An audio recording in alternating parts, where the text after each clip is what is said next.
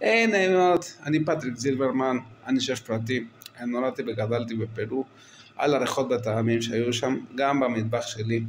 אמא שלי מאז ומתמיד מאוד אהבה לארח, וכל יום ראשון היו לנו אורחים, משפחה, חברים, וזה הטעמים שעדיין צרובים אצלי בלשון.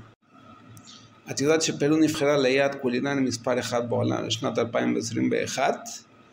בסנטרל, מסעדה שנמצאת בלימה, איפה שאני גדלתי, נבחרה למסעדה טובה ויותר בשנת 2023, יש פה קישורים למטה.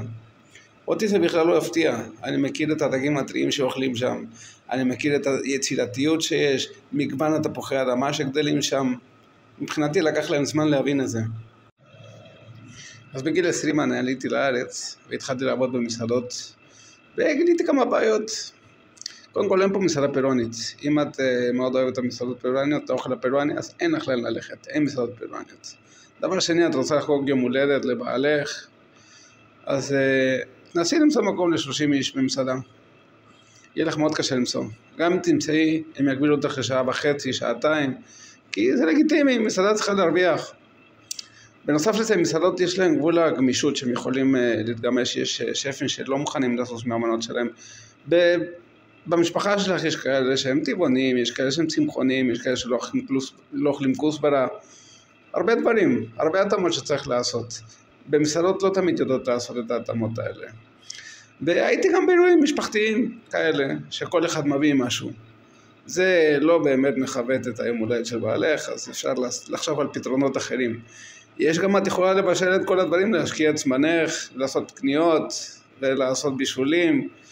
זה ממש קשה, ואת לא תהיי נוכחת גם כן ביום הולדת שלו. את תרוצי להביא את המנות כל הזמן, גם אם אחותך וגיסתך יעזרו לך. זה לא יספיק, ואת לא תהיי נוכחת. אז דווקא מהמקום הזה אני פיתחתי שיטה. להתארח אצלך בשיטה הפרואנית. אז איך זה עובד בעצם? שיחת טלפון איתי ביחד, אנחנו מתאמים תפריט, בתאום עם המשפחה שלך, ועם כל הבקשות שלהם. ביום האירוע אני אגיע לביתך עם צוות מתאים, ואנחנו נכין את כל הארוחה אצלך, כך שאת יכולה ללכת לנוח עם בעלך, לעשות מה שבא לכם, ללכת לספה, לבית קפה, לים, מה שאתם רוצים. אנחנו נהיה שם, ואם תרצו לבוא להציץ, אנחנו נבוא ואנחנו נסביר לכם, אנחנו נהיה שם כל היום, אני והצוות.